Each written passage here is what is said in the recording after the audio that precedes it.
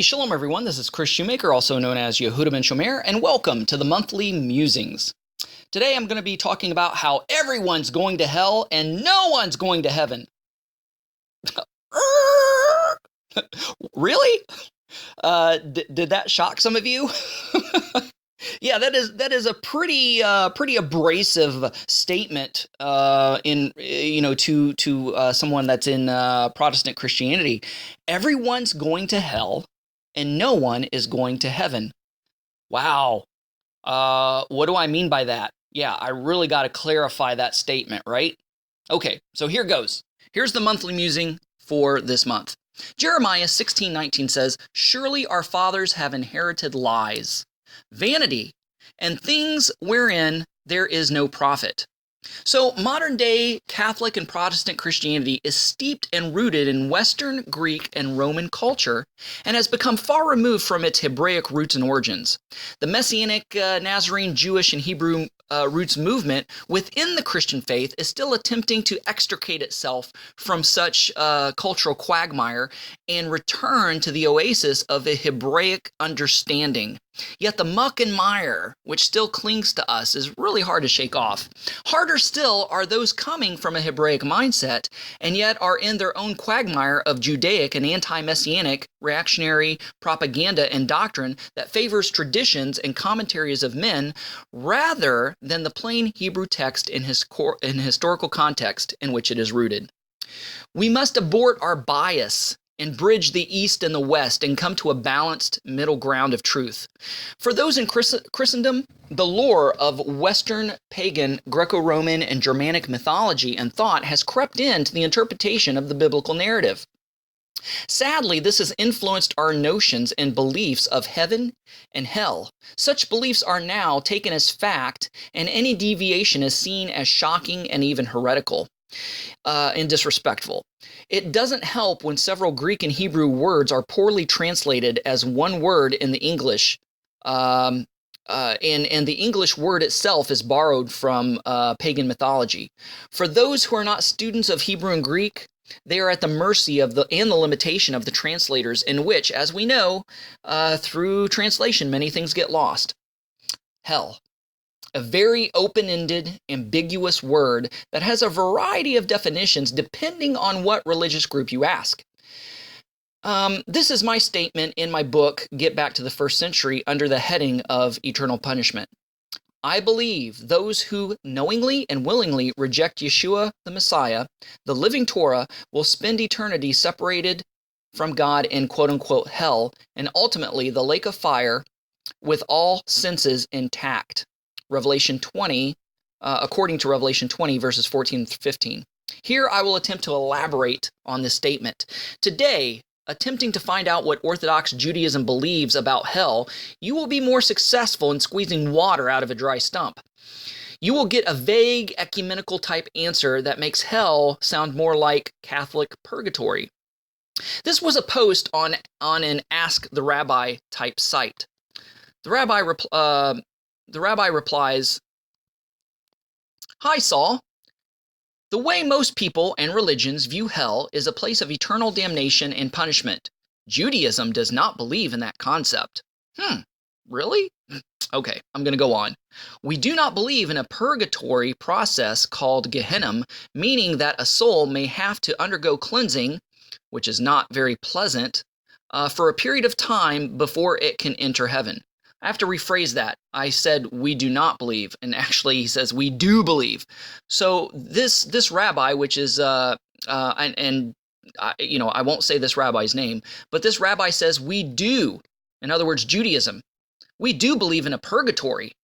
We do believe in purgatory. We believe in a purgatory process called Gehenna, which meaning that a soul may have to undergo cleansing, refining, purifying, what have you, which is not very pleasant for a period of time before they can enter heaven. So this rabbi is basically telling this guy Saul, oh, we don't believe in hell, but we definitely do believe in heaven, and even though if you're not a good person and don't live right on earth, don't worry, you'll just go through this Gehenna purging, purifying purgatory. It'll suck and it'll be painful, but it's temporary. You'll ultimately get to heaven, so don't worry about it. The Jewish doctrine of purgatory was conceived during and after the Jewish exile to Babylon, and that they felt God could never send anyone to quote-unquote hell, but purge one from evil through punishment, and thus making one able to be redeemed, likened unto exile. This was partially inspired by Babylonian doctrines concerning the place they call hell. The nutshell of pagan hell is through refinement, correction, contemplation in the underworld, and one can eventually redeem oneself. Boy, wouldn't that make you a god? Anyways, it is like unto the concept of debtor's prison. Eventually, this concept was picked up and adopted by the Catholic Church. The word hell appears approximately 54 times in most Bibles and is translated as hell from such words as Sheol in the Hebrew, Hades in the Greek, and Gehenna, borrowed from the Greek, and Tartarus in the Greek, or Gehenna in the Hebrew, and Tartarus in the Greek. The word hell comes from the Old English word for the Norse goddess named Hel. The origin, meaning in the Old English, is to cover or conceal, alluding to covering the dead body with soil in a grave.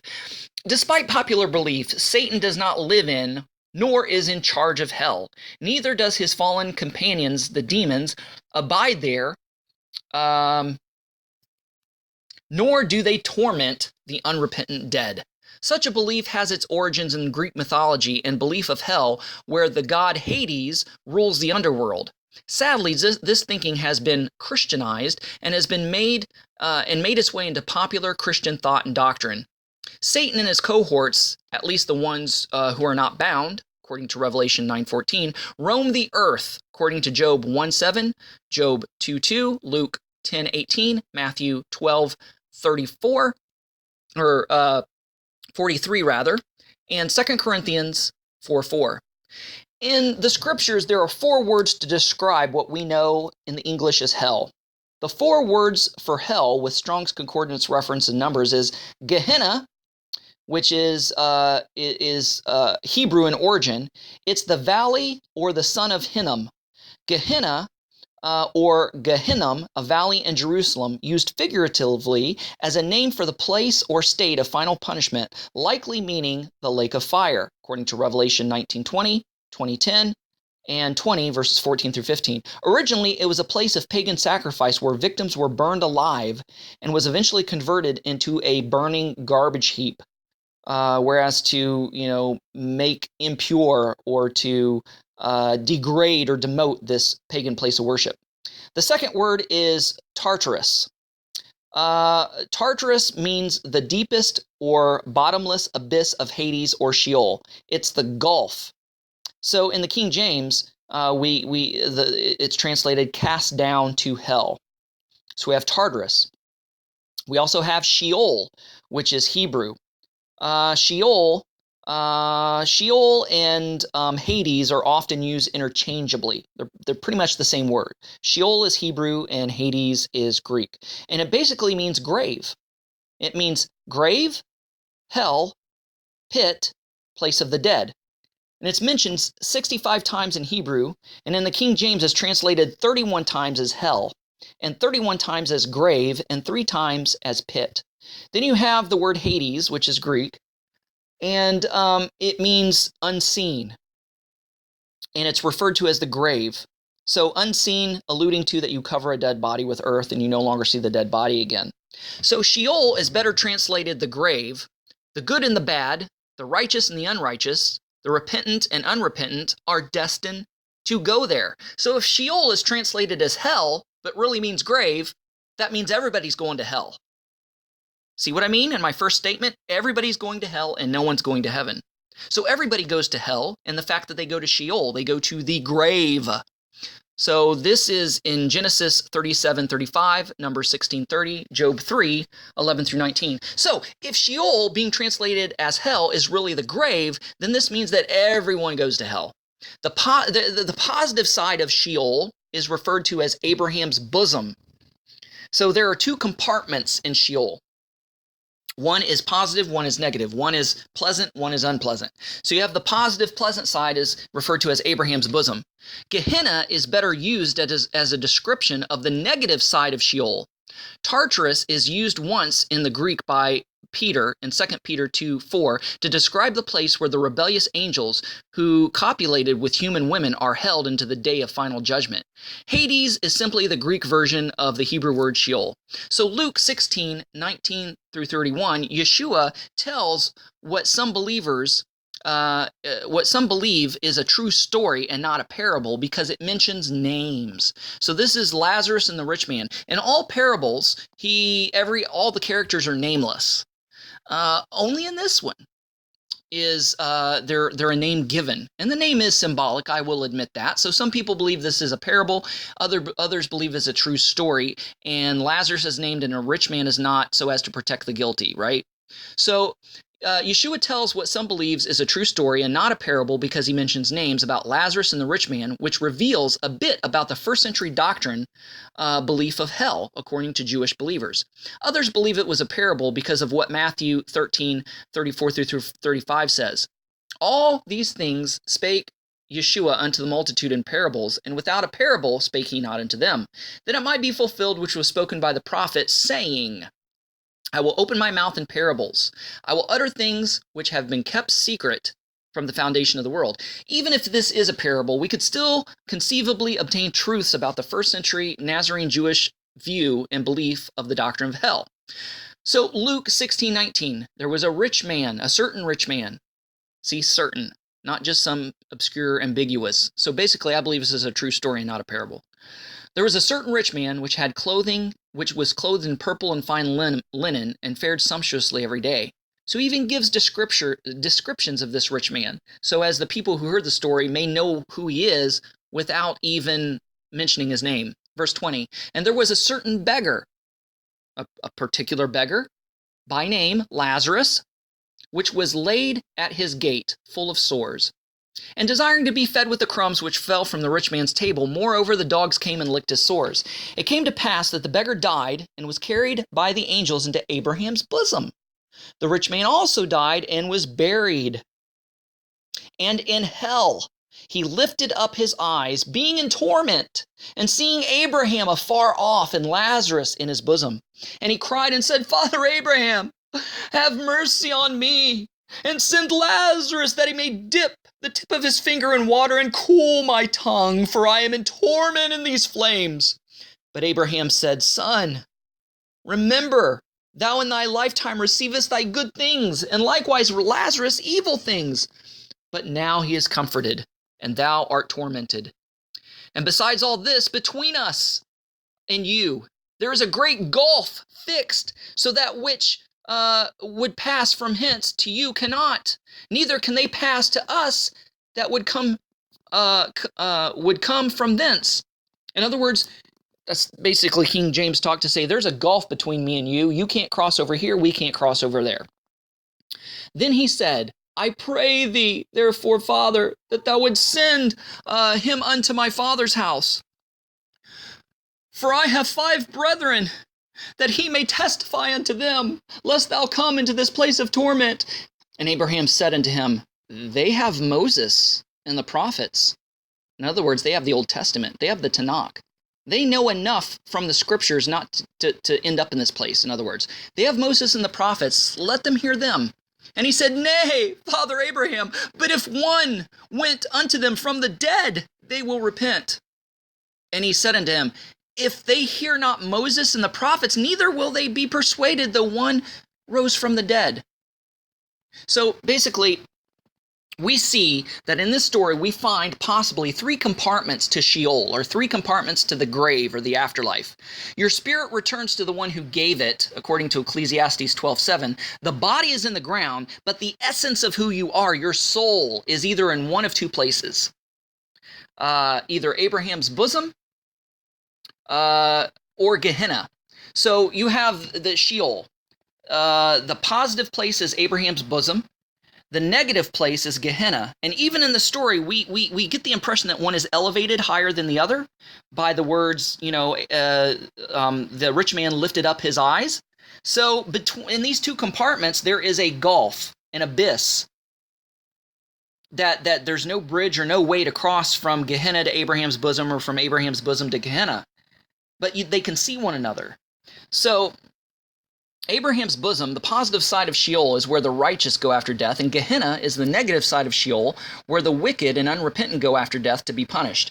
And then there's the gulf, which some believe this as the abyss, or as Kepha said, or Peter said in 2 Peter 2:4, the place where the rebellious fallen angels who cohabitated with the daughters of men.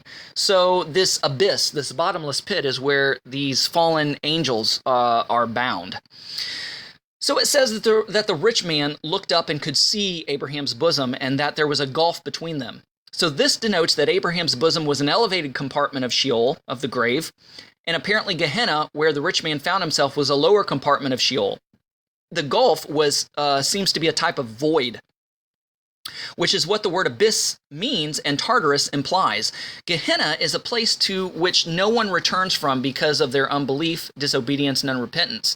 Gehenna is referring to the ancient Israel valley of Hinnom, where human burnt sacrifices were offered up to pagan deities such as Molech. In the time of the Brit Chadesha, the New Testament, renewed covenant, it was converted to a perpetual burning garbage heap. Most all pagan places that were taken over by the Jews were turned into dumping grounds or latrines. Yeshua said that the rich man's brothers didn't believe Moses, in other words, the Torah, the law, and the prophets, which denotes disobedience and being unrepentant of it, that they wouldn't believe one who rises from the dead, Yeshua hinting about himself in his upcoming resurrection. The story reveals that the bodies may be, quote-unquote, asleep, a Hebraic idiom for death, just as Yeshua referred to the synagogue president's daughter, who died as being asleep, Matthew 9:24. Yet clearly our souls do not sleep, but continue as conscious existence beyond physical death. In the Talmud, the rabbis talk about sleep as being a certain percentage of death. So in other words, our bodies die, our spirits return to God who created it, and our souls continue a conscious existence after death in Sheol, whether it be Abraham's bosom or whether it be Gehenna. We can gather from scriptures that when Yeshua died on the cross, he told the one thief that he would be with him in paradise, another name for Abraham's bosom, and that this was the Sheol, or the hell, Yeshua descended to.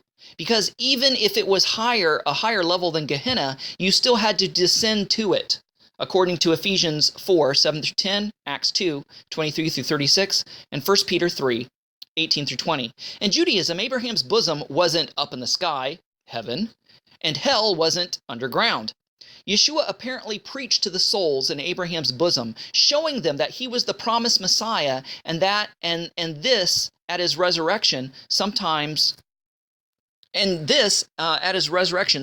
after he met Mary at the tomb, and when he appeared in the upper room, he ascended to Shomeyr, or the heaven where God is, and presented their souls to the Father. So in other words, when Yeshua died, his body was placed in the grave, Yeshua went to Abraham's bosom, paradise, Sheol, and preached to the righteous souls there, and showed himself to be the promised one. He took these souls up to heaven where God is to present them as a first fruits. So then at his ascension, after he has resurrected for quite some time, he took those that rose with him, see Matthew 27:52 and 53, and presented them to the Father as a type of first fruit offering. Thus Abraham's bosom was consumed by Gehenna and is no more.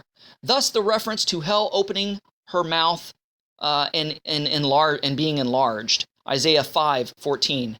Now the righteous go directly to the Father upon death, according to 1 Corinthians 5:3, and in the end, Gehenna will be thrown into the lake of fire, originally prepared for the devil and his angels, according to Matthew 25:41. But when man fell, he became a little lower than the angels, and by default inherited the lake of fire too, according to Revelation 19:20, Revelation 20:10-15, and Revelation 21:8. The scripture, speaking of the worm that dieth not, according to Mark 9:43-48, is not referring to a literal worm, but speaking in a Jewish idiom regarding the fallen, unrepentant soul of man, how it is tormented. The scriptures does not condone or support the doctrine of purgatory, soul sleep, or annihilation of the soul. Revelation says that the burning of those in Sheol that were thrown into the lake of fire, it says that their smoke will rise forever. Revelation 14:11. If there is smoke, it means something is burning. So eternal smoke denotes eternal burning. If annihilation were true, the smoke would not be eternal. It would, if there is an eternity for the righteous, there must be an eternity for the wicked. You cannot have yin without yang. Yes, there is much speculation in regards to quote-unquote hell. And even the scriptures, and even with the scriptures, the information we are given, it is as if God, God gives the subject to us on a need-to-know basis. All that we currently know about hell is that we need to know that there is a hell, and what He's given us in scriptures is all we need to know about hell at this time. So as we have discovered, everyone goes to hell, in other words, the grave. Now allow me to argue that no one goes to heaven. Yeah, everyone's going to hell and no one's going to heaven. Again, we have to be, we have been conditioned to believe a Christianized version of Greek and Roman mythology, that hell is quote-unquote down there and heaven is quote-unquote up there. If I don't see you again down here, I'll see you in heaven, someone said to me once, and I said, no, you won't. I'm not going to heaven. To which their eyes got as big as saucers and their mouth opened up. I actually had this conversation with my best friend, which was all tongue-in-cheek, and yet my response temporarily threw him off. He had that split-second look of shock and bewilderment. I had to remind him that I will not spend eternity in quote-unquote heaven, as in the view perpetuated by Dante, which has saturated the psyche of the many modern-day Christians. Not that many people believe anymore in the Warner Brothers version of Elmer Fudd floating on a cloud with a halo, wings, and a white robe, playing a harp in the afterlife after a wabbit hunting accident. However, the unspoken belief seems to be that we will spend eternity in quote-unquote heaven, a flat, endless plain with a brick road of gold in another dimension somewhere, quote-unquote, up there. My grandfather had a book in which the title said it all. Heaven is a world. And indeed it is.